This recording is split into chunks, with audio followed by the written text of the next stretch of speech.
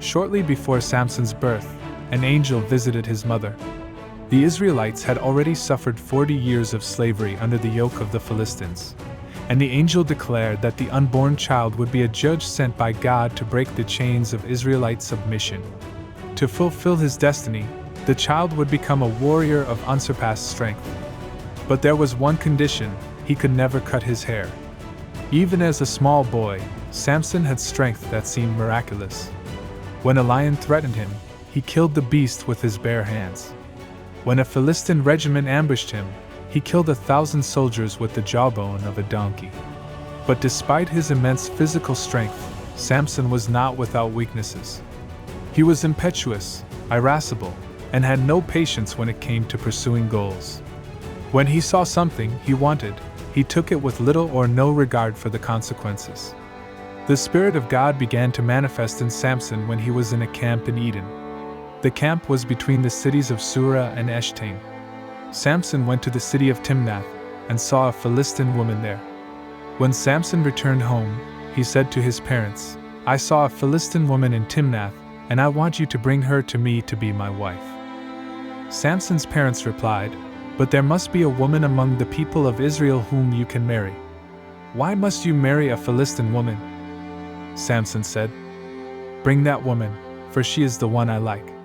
So Samson went again to Timnath to his fathers. Samson was in the vineyards of Timnath, and suddenly a young lion attacked him roaring. Samson tore the lion apart with his bare hands without using any weapon. It was so easy for Samson to kill the lion that it seemed as if he had killed more like a small goat. Samson did not tell his parents about this. Samson arrived in the city and talked to the woman he had liked. A few days later, Samson returned to marry the woman. On the way, Samson stopped to look at the dead lion, and what a surprise! There was a honeycomb of bees and honey on the lion's body. Samson scooped out the honey with his hands and ate along the way. When he got home, he shared the honey with his parents and they ate too, but Samson did not tell them that he had taken the honey from the dead lion's body. Samson's father went to the Philistine woman's house, and Samson gave a feast there, for that was the custom of young bride and bridegroom. When the Philistines saw that Samson was having a feast, they sent 30 men to accompany him. Samson said to the 30 men, "This feast will last 7 days. I will tell you a riddle. If you can solve it during the time of the feast, then I will give you 30 layers of linen and 30 changes of clothes. But if you can't find the answer, then you will give me 30 layers of linen and 30 changes of clothes." The men said to him, "Tell us at once the riddle, we want to hear it." Samson said, "Out of the one who ate came food, and out of the one who was strong came sweetness." The 30 men tried to find the answer after 3 days, but they could not guess. On the 4th day, the men said to Samson's wife, "Did you invite us here to become paupers? Help us to trick your husband into telling us the answer to the riddle. If you don't, we'll set fire to your father's house with everyone inside." The woman approached her husband and crying said, "You don't love me, you hate me. You said a riddle to my people and you haven't told me the answer."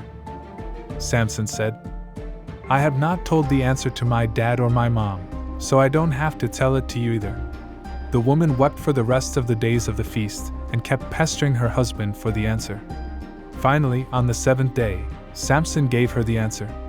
She then went to explain the answer to her people. Thus, before sunset on the 7th day, the 30 men had the answer. The men went to where Samson was and said, "What is sweeter than honey? What is stronger than a lion?"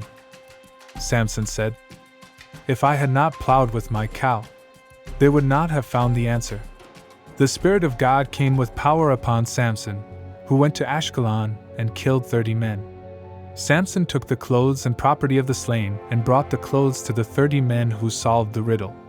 Then he went to his parents' house. Samson did not keep his wife, but she was given to a friend of Samson's. After a while, at wheat harvest time, Samson went to visit his wife and brought a kid as a gift. Samson said, "I want to go into my wife's room." But the woman's father would not let him enter but said, "I thought you hated her, that's why I let her marry one of your friends. The younger sister is more beautiful than her. Marry the younger sister instead of the older." Samson said, "Now I have a good reason to hurt you Philistines. Now no one can cross me." Samson went out and caught 300 foxes. He tied them by the tail 2 by 2 and put a torch in the middle of each knot. Samson set the torches on fire and then let the foxes run off through the Philistines' crops. So they burned all the plants in the fields and all the grain they had harvested. They also burned the vineyards and the bushes of those of olives. The Philistines asked, "Who did this?" And they answered them, "It was Samson, because his father-in-law, the Tinethite, took away his wife and gave her to another man, to a friend of Samson." Then the Philistines went and burned Samson's wife and her father. Then Samson said to them, "You have behaved badly to me. You will have to pay for what you have done. I will not rest until I take revenge on you." Then Samson attacked the Philistines and many men. Then he went to a cave and stayed there. The cave was in a place called the Rock of Etam. The Philistines went to the land of Judah and stayed in a place called Lay. There they camped and began to prepare for war. The men of Judah asked, "Philistines, why have you come to this land to fight against us?" The Philistines answered, "We have come for Samson. We want to take him as our prisoner and punish him for all that he did to our people." Then 3,000 men went to the cave in the Rock of Etam to look for Samson, and said to him, "What have you done to us? Do you not realize that the Philistines have overpowered us?" And Samson answered, "I only punished them for what they did to me." They said, "We have come to bind you and deliver you to the Philistines." Samson said, "Promise me that you will not harm me." The men of Judah said, "We are only going to bind you and hand you over to the Philistines. We are not going to kill you." So the men bound Samson with 2 new ropes and led him out of the cave. Samson came to the city of Lehi, and the Philistines came out to meet him, shouting for joy. Then the Spirit of God came upon Samson with great power, so he was able to break the bonds as if they were mere frayed ropes. The ropes fell from his arms as if they had melted. Samson found the jawbone of a donkey, used it as a weapon, and thus killed more than 1,000 Philistines. Samson said, "With the jawbone of a donkey, I killed the 1,000 men. With the jawbone of a donkey, I heaped them together." Samson finished speaking, released the jawbone, and called that place Ramnath-Leh. So Samson was chief of Israel for 20 years, at the time when the Philistines ruled. One day, Samson went to Gaza city, where he found a prostitute and slept with her. The people of Gaza heard that Samson was in the city. They all wanted to kill him, and so they surrounded him, guarded the gates of the city, and kept silent all night. They said at dawn, "We are going to kill Samson." Samson stayed with the prostitute alone until midnight. At that hour Samson went out and tore down the gates, the bars, and the pillars that were at the entrance to the city. Then he put everything on his shoulder and carried it to the top of the hill near Hebron. After a while, Samson fell in love with a woman named Delilah who lived in the city of Zorah. The leaders of the Philistines said to the woman, "Trick that man into telling you the secret of his great strength. Find out how we can defeat him to tie him up and subdue him. If you help us, each of us will give you 1,100 silver coins." Delilah said to Samson, "Please tell me what is the secret of your great strength. Tell me how anyone can defeat you, bind you, and torture you." Samson replied, "If someone binds me with 7 bowstrings that are not yet dry, I will lose my strength and become like an ordinary man." Then the rulers of the Philistines gave Delilah the 7 bowstrings that were not dry. Delilah tied Samson with the strings while some men were hiding in the next room. Delilah said to him, "Samson, the Philistines are attacking you."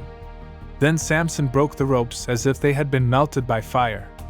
The Philistines did not know the secret of Samson's strength. Then Delilah said to Samson, "You lied to me, you mocked me. Now tell me the truth, how can anyone bind you and defeat you?" Samson answered, "If I were tied with new ropes that have not been used before, I would lose my strength and be like an ordinary man." Delilah brought her new ropes and bound Samson. While some men were waiting in the next room, Delilah said, "Samson, the Philistines are attacking you." But Samson broke the ropes as if they were mere threads.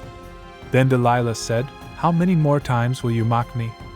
Stop telling me lies and tell me how you can be tied up and defeated." Samson said, "If you make 7 braids in my hair, Weave them together with weaving cloth, and tie them to a stake.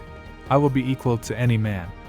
When Samson slept, Delilah braided the hair with the weaving cloth and tied it securely. Then Delilah said, "Samson, the Philistines are attacking you." But Samson got up and pulled the loom stake out of the ground.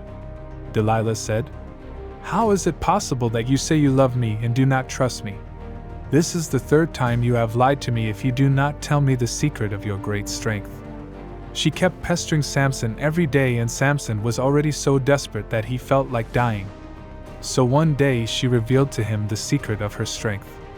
Samson said, "No one has ever cut my hair because I have been devoted to God since before I was born. If someone cuts my hair, I will lose my strength, and I will be like an ordinary man." Delilah knew that this time Samson had indeed revealed the secret of his strength.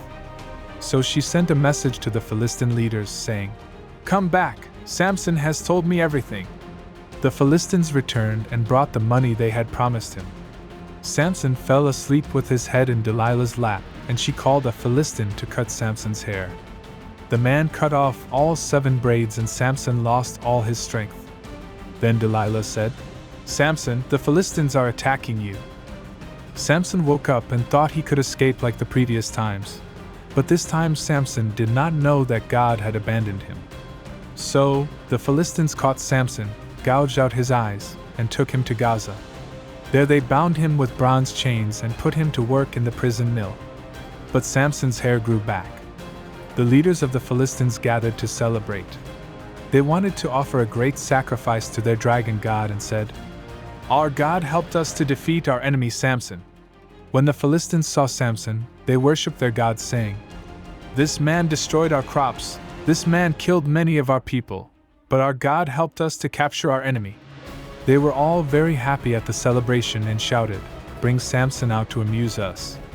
So they brought Samson out and forced him to stand in the middle of the 2 pillars of the dragon's temple, and everyone laughed at him. A servant took Samson by the hand. Samson said to him, "Put me where I can touch the 2 pillars that support the temple. I want to lie on them." The place was full of people. All the leaders were there.